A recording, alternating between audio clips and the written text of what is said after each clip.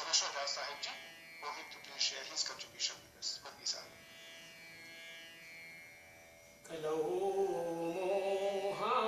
मोहागारे विषय विससंताप्त मनसा तमश्चक्रे दूरं मृदु सदुपदेशामृतगिरा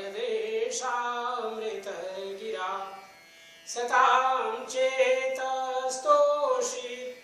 त्रिहृदयवनानां मृगपति परेशं साक्षातं गुरुवर कबीरं हृदय नुमः सोहम हंसः सद्गुरु शरणं श्री सद्गुरुवे नमः। परमादरणीय महंत साहेब एवं इस सत्संग में जुड़े हुए हमारे आदरणीय श्री महंत साहेब, संत वृंद, भक्तजन, भक्तिमती माताओं बहनों, सभी को सादर साहेब बंदगी, साहेब बंदगी, साहेब बंदगी। बहुत ही सुंदर अवसर 2022 का अंतिम महीना दिसंबर, प्रथम सप्ताह, प्रथम रविवार, और सत्संग का लाभ हम सब लोग आदरणीय महंत साहब के माध्यम से प्राप्त कर रहे हैं। ये हम सब लोगों का अहोभाग्य है। आते हैं विषय पर। आज का जो विषय है, टॉपिक है, बहुत ही सुंदर, सोच, थिंकिंग, थॉट। अभी बहुत सुंदर साहब जी ने व्याख्या किया। अब तो सोच समझ अभिमानी चादर हो गई बहुत पुरानी। सदगुरु कबीर साहब की वाणियां साखी ग्रंथ जिसमें 84 अंग हैं, बीजक ग्रंथ जिसमें अनेक अनेक अध्याय हैं। हम लोग प्रति रविवार को आदरणीय डॉक्टर साहब के माध्यम से प्रवचन सुनते हैं, और सदगुरु कबीर साहब की शब्दावली, ये तीनों सदगुरु कबीर साहब की मूल वाणी मानी जाती हैं। और ये तीनों ही ग्रंथ हमारे कबीर पंथ के लिए पवित्र ग्रंथ हैं।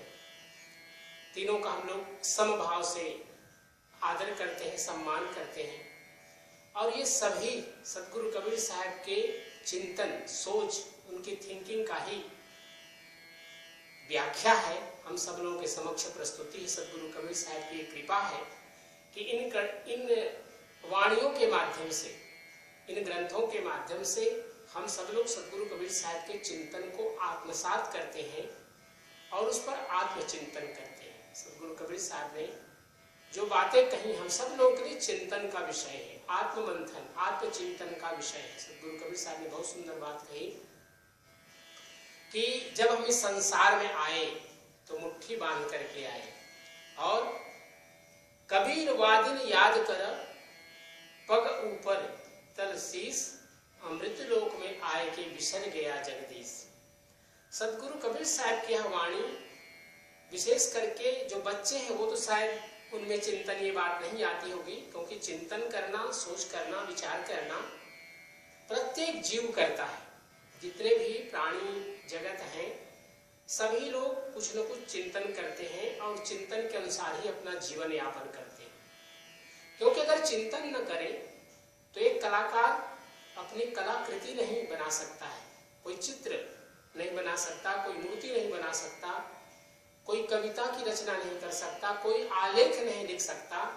अभी हम सब लोग सत्संग में बैठे हैं, चिंतन का ही परिणाम है कि अनेक अनेक विचार हम सब लोगों को सुनने का सुअवसर प्राप्त हो रहा है।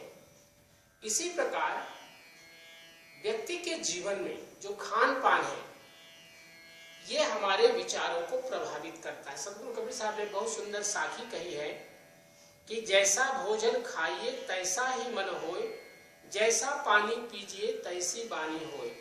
अर्थात जो हम अपने जीवन में आहार रूप में ग्रहण करते हैं शरीर के अंदर, वो हमारे मन को प्रभावित करता है, और मन के माध्यम से हमारा जो चिंतन है वह प्रभावित होता है। प्रत्येक व्यक्ति के जीवन में, मनुष्य के जीवन में विशेष करके 3 चीजें हैं, मन है, बुद्धि है और विवेक है। मन और बुद्धि सभी जीव जंतुओं को प्राप्त है, क्योंकि उसी के अनुसार वो अपनी संतति वृद्धि करते हैं, खाते पीते हैं, शयन करते हैं। लेकिन मनुष्य को एक विशेष शक्ति प्राप्त है, उसका नाम है विवेक। विवेक के माध्यम से मनुष्य जानता है कि हम अपने जीवन में किस चीज का आचरण करें और क्या चीज हमें छोड़ना चाहिए, कैसी वाणी हमें बोलनी चाहिए, कैसी हमारी दृष्टि होनी चाहिए, हम किन चीजों को श्रवण करें और उसको जीवन में अपनाएं, क्या हम पढ़ें, क्या हम खाएं पिएं, ये सभी मनुष्य के जीवन में केवल प्राप्त है और वह है विवेक के माध्यम से। और इसका विवेक का जो जागरण है वो यही है, कोहम कस्तम कुत आयाता, अर्थात जब व्यक्ति के मन में यह जागृति होती है कि प्रत्येक व्यक्ति जन्म ले रहा है, आयु को प्राप्त कर रहा है और एक दिन समाप्त हो जा रहा है, कोहम, इसलिए क्या मैं यही हूं जो जन्म ले रहा हूं और मृत्यु को प्राप्त हो रहा हूं। जब ये मन व्यक्ति के विचार में आता है तब आध्यात्म का चिंतन प्रारंभ होता है मनुष्य के जीवन में। क्योंकि जब तक हम खा रहे हैं, पी रहे हैं, समाज में चल रहे हैं, नौकरी कर रहे हैं, अपने घर परिवार को देख रहे हैं, ये एक सामान्य जीवन है, इसके लिए भी चिंतन की आवश्यकता है। अगर हम चिंतन न करें, चिंतन के अनुसार ही हम योजना बनाते हैं, प्लानिंग करते हैं, उसके अनुसार हम अपने जीवन को, परिवार को, समाज को, देश को ले जाते हैं, क्योंकि सभी जगह आवश्यकता होती है। अगर एक देश चल रहा है तो वहां पर बजट बनाते हैं साल भर के लिए कि हम क्या क्या किन चीजों के लिए कितना खर्च करेंगे। तो सभी चीजों में, चाहे वो सामाजिक जीवन हो, पारिवारिक जीवन हो या वैयक्तिक जीवन हो, क्योंकि अगर हम एक व्यक्ति है जिसको कि मान लीजिए डायबिटीज हो गया है या उसे ब्लड प्रेशर हो गया, तो उसको विचार करना पड़ेगा कि हमें मीठा कम से कम खाना है, नमक कम से कम खाना है, जिससे कि हम अस्वस्थ न हो जाए, हमारी बीमारी बढ़ न जाए। तो चिंतन की आवश्यकता हर जगह है। लेकिन जैसे भी मैंने कहा, जब प्रथम व्यक्ति के मन में विचार आता है को हम वास्तव में मैं कौन हूं, माता पिता के द्वारा हम सब लोगों का जन्म हुआ, तो यह हम सब लोग जानते हैं कि हमारा जीवन एक मनुष्य का है, क्योंकि हम दूसरे को देख रहे हैं। लेकिन जब जागृत होता है विवेक, तब हम जानते हैं कि यह जीवन केवल खाने पीने, शयन करने और अपने वंश की वृद्धि करने के लिए प्राप्त नहीं हुआ है, अपितु जैसे भी चर्चा कर रहे थे, चादर हो गई बहुत पुरानी। क्योंकि ये जो हमारा शरीर है, अभी तो हमें लग रहा है कि कोई सोच रहा होगा मैं जवान हूँ, क्योंकि उसकी आयु के अनुसार कोई सोच रहा होगा बच्चा हूँ, मैं बुजुर्ग हो गया हूँ, वृद्ध हो गया हूँ। लेकिन ये जो चादर है हमारे जन्मों जन्मों से चली आ रही चादर, इसलिए साहब ने कहा कि चादर हो गई बहुत पुरानी। और अंत में साहब जी ने क्या कहा, कहाँ है कबीर यह राख हो जतन से, क्योंकि यह जो शरीर है अगर हम इसकी सही ढंग से सुरक्षा नहीं किए तो हम इसको फिर से प्राप्त नहीं कर सकते। और शरीर है तभी हम धर्म कर सकते हैं, तभी हम आचरण कर सकते हैं, तभी कोई क्रिया कर सकते हैं। और आत्म कल्याण करने के लिए भी शरीर की आवश्यकता है, केवल आत्मा कुछ नहीं कर सकती, इसके लिए शरीर की महती आवश्यकता है। तो यह जो एक विशेष अवसर हमें प्राप्त हुआ है, क्योंकि व्यक्ति सोचता है कि काल करे सो आज करो, आज करे सो अब। साहिब कबीर ने कहा कि तुम इसके लिए आलस मत करो कि तुम साधना करना है तो तुम कल करोगे, परसों करोगे, ऐसा नहीं। अपने मन में विचार करो कि पल में प्रलय होगा, नहीं जानते श्वास जो हमने अंदर लिया है वो बाहर छोड़ने का अवसर मिलेगा नहीं, और जो हमने बाहर श्वास छोड़ा है अंदर लेने का अवसर मिलेगा या नहीं। इसलिए यह जो चिंतन है, सदगुरु कबीर साहब ने अपने वाणी के, चाहे भजनों के माध्यम से या साखियों के माध्यम से, हम सब लोगों को आत्मचिंतन करने की प्रेरणा दी है कि हम सोचें, निरंतर अहर्निश सोचें, चिंतन करें कि वास्तव में हम जीवन जो जी रहे हैं क्या हम सही मार्ग पर हैं। अगर हमारा मार्ग भटक रहा है तो हम उसको सही मार्ग पर लाने का प्रयास करें। और इसका सबसे सुंदर जो अवसर होता है वह है सत्संग, जो हमें प्राप्त हो रहा है। सदगुरु कबीर साहब ने बहुत से चिंतन दिया जिस पर हम लोगों को विचार करने की प्रेरणा सदगुरु कबीर साहब ने प्रदान किए। कहते हैं, सुख मुख आवे सोई कहे, बोले ना ही विचार, हते पर आई आत्मा जीव बांधे तलवार। ये वाणी के लिए उन्होंने सदगुरु कबीर साहब ने कहा कि हम जो भी बोले उसको पहले हिले तराजू तौल के तब मुख बाहर आन। पहले हम चिंतन करें तब उसको हम बोले, जिससे कि दूसरे को किसी प्रकार उस वाणी से कष्ट न हो। मन ही को पर बोधिए, मन ही को उपदेश, जो यह मन को बस करे, शीस होए सब देश।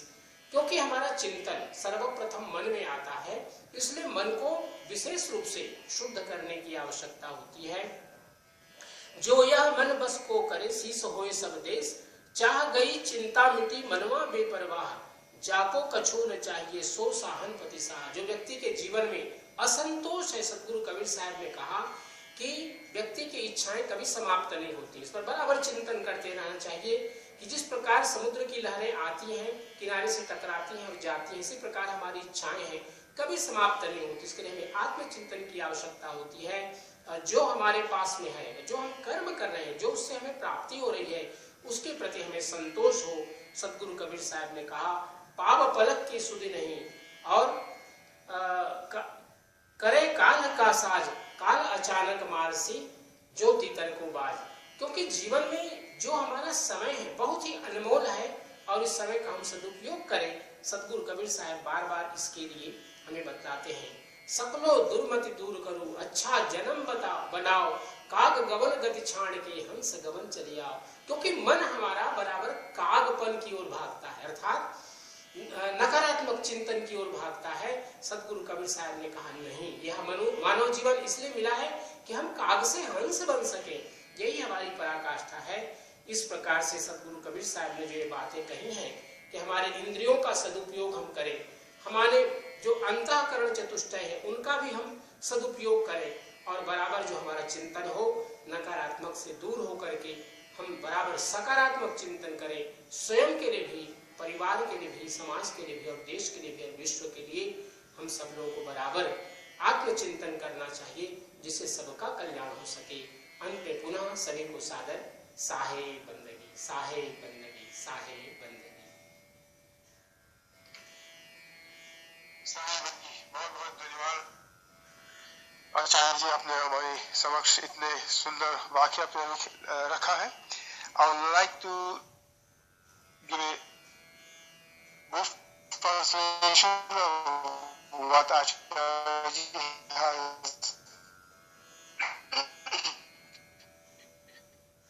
exposed to us.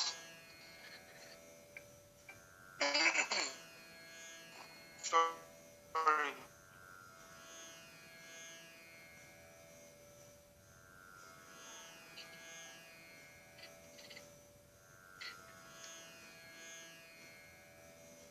In his presentation, thinking, thoughts, like I mentioned also earlier, is an integral part.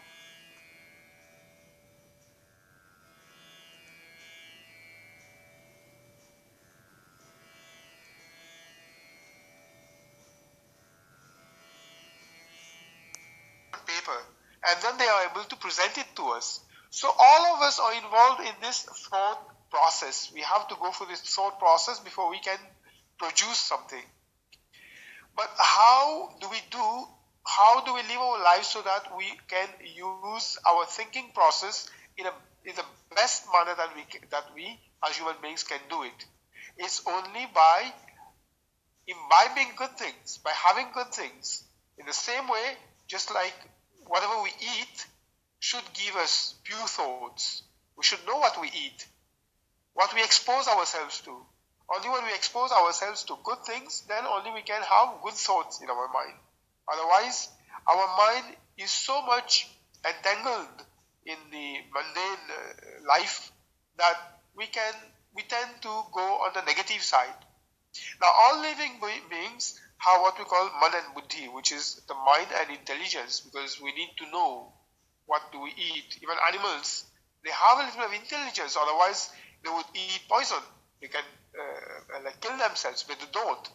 But there is a third aspect to the mind that we have that other beings don't have, which is the intellect, vivek.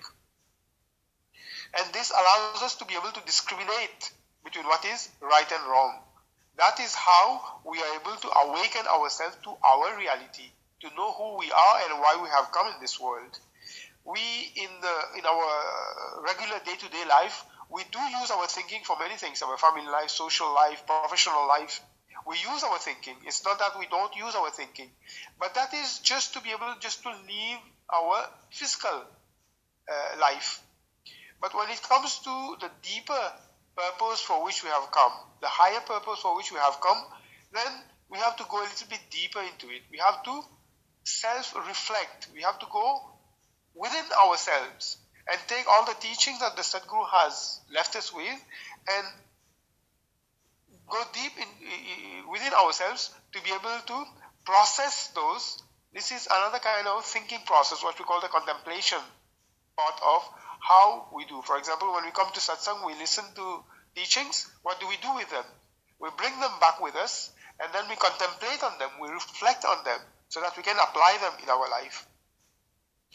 He also referred to the bhajan which was just recently sung, how Sadhguru Kabir Sahib again awakened us to the fact that this body has been going through so many different life forms, and now it has become very old. It's time for it to get its release, to be liberated from this cycle of birth and death. So how do we do that? If we do not go to the Guru, if we don't attend satsangs, how will we be able to know what are the tools, what are the resources that we can use to be able to do that? So like this, there are so many teachings that Sadhguru has left us with.